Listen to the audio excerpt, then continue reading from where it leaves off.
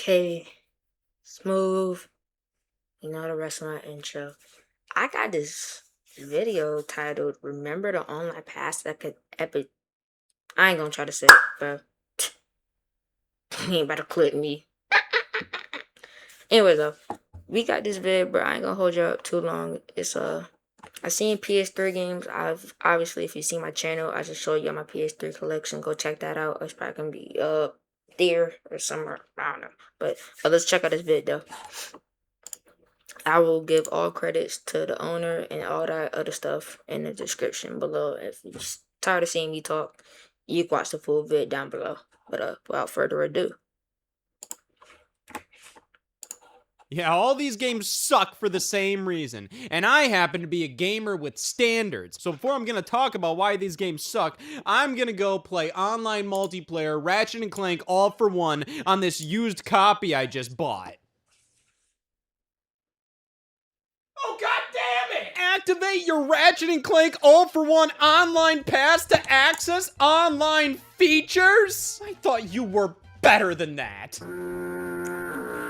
Well, I guess it's just one more chapter of the story of the online pass epidemic of the 2010s. This was an interesting couple of years there. It primarily happened from... Yeah, like he has in the cover, I see Last of Us, and if you don't want to play like certain online games from the 7th gen, you have to get like online pass, which is kind of weird, as it obviously it says in the title. But I would want to play some of my older PS3 games, but I couldn't. Not because like the servers were down, but it was because like online pass and you had to get through this, that, and Yumbos ain't trying to do all that. 2011 to 2013, and mostly it was done by the publishers EA, Ubisoft, and Sony. It was a funny little tactic these publishers employed to try to combat used game sales. Feels like these game companies always have something they're trying to go against. You know, they probably just realized like, oh, wait a second, trading in your games and buying used games is such a big part of the video game industry. And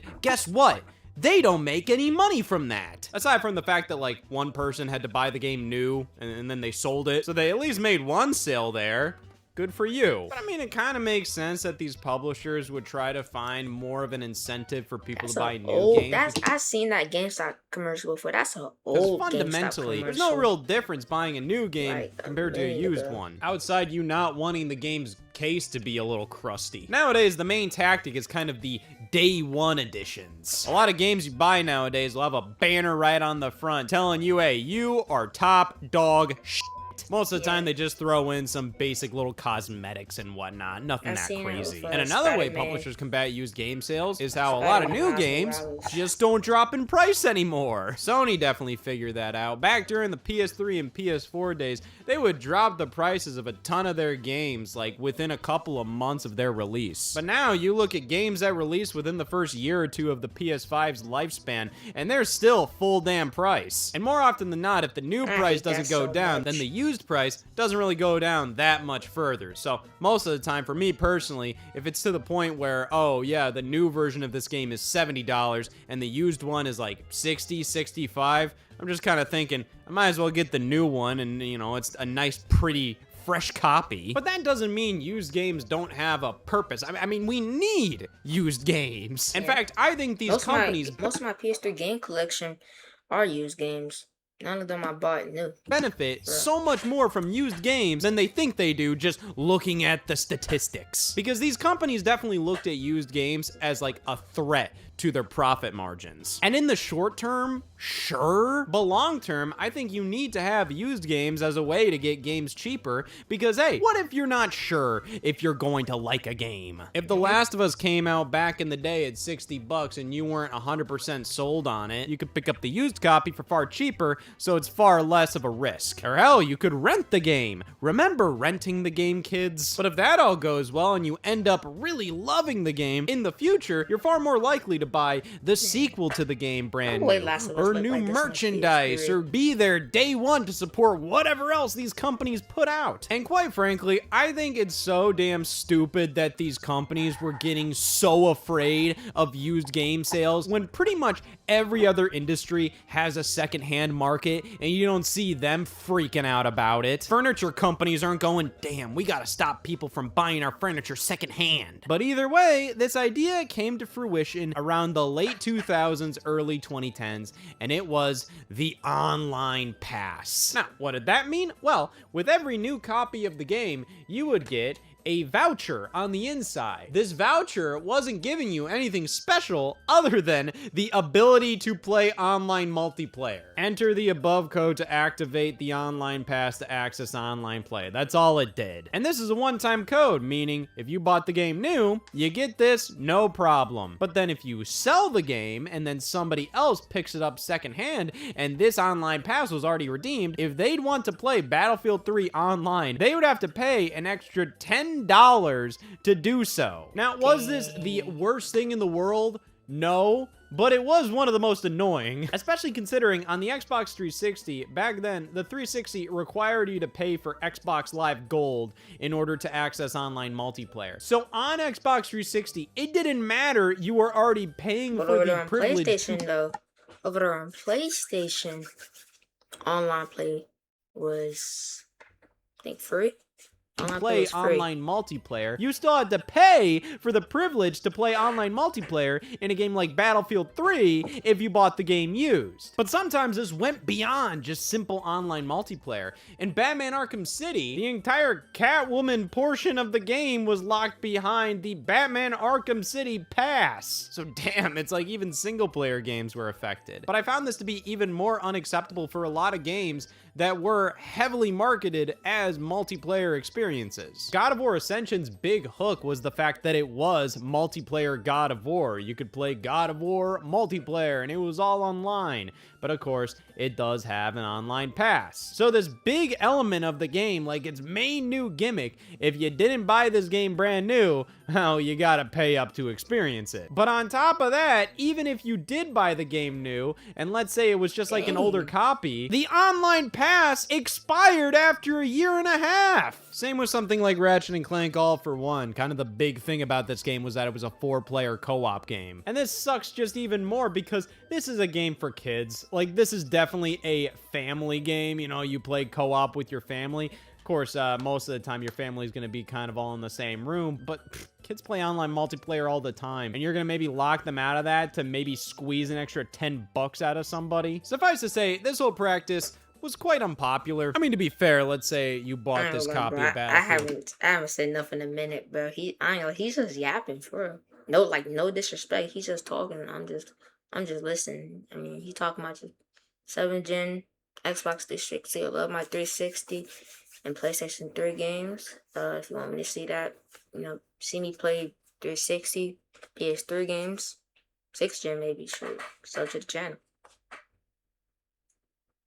3 at a used game store for like $10. So, okay, maybe a $10 online pass. That's nothing all too crazy. I mean, then you're only spending $20 for the game as opposed to $60. So you're still making out like a bandit right there. But what if you only bought this game used to play multiplayer? What if you didn't give a damn about the single player campaign? What if you still bought a game new and then you open it up and the code is fucking expired? What about the fact that you already pay for online multiplayer with Xbox Live Gold? I think in the end, this caused way more problems than it really solved. Because like I said, I think having used games as an option is overall a good and healthy thing for the industry. Yeah, these companies initially saw it as like an immediate loss of profit, but in the long term, I think that creates a far greater, healthier community of fans. And what these online passes were doing were pretty much acting like if you were buying used games, you were doing something wrong. Locking out oftentimes what ended up being messed up because, like,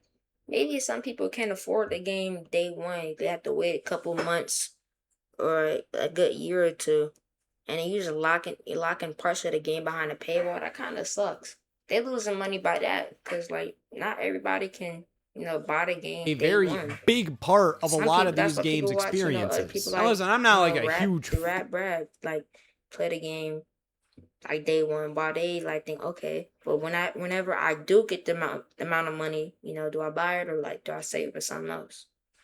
fan of like day one editions and People just whatnot, but at the companies very losing their least, like, money, okay, but if they you always want to talking about, oh incentivize well, we consumers to buy gamers new with games, it. yeah, No, it throw don't in work just like some that. bullshit random costume. Who cares? That's much better than locking out significant modes, especially if you're a multiplayer fighting game, a multiplayer first-person shooter, a God of War or Ratchet and Clank game where multiplayer is seen as like one of the biggest new additions. Now, this war against used games kind of hit a peak when the Xbox One was revealed in the spring of 2013. Because now we have a flat-out console that's trying to stop you from playing used games. That was a situation where, no, they're not just locking out a mode if you buy a game used. No, they're locking out the entire fucking game if you buy it used. The Xbox One initially could not play used games. And then Sony got out on stage at E3 2013, making a huge deal. How could you play used games?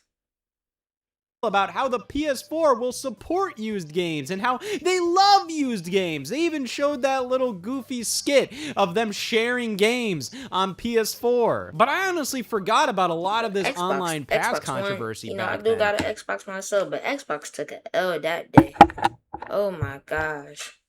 Xbox took an L. And I just find it to be ironic that Sony changed their tune so quickly when they saw how much it was biting Microsoft in the ass. But then you look at what they were doing that exact same month. The Last of Us launched in June of 2013, and it had an online pass. So it is pretty funny that they were kind of acting like, oh yeah, don't worry, we love used games here at Sony. When in reality, they were still in the thick of it trying to figure out how to stop you from buying used games as much as possible. But as it turns out, I think that moment was what got them to realize that, you know what, having used games as an option overall benefits everybody. I mean, you probably want a good relationship with GameStop since that's like the only major video game retailer in the United States. You want a good relationship with your consumer. You want to make sure they know they have options. And you know, if they really wanted to kill used games, I think looking forward to an all digital future, that was gonna do it much easier than doing this kind of dumb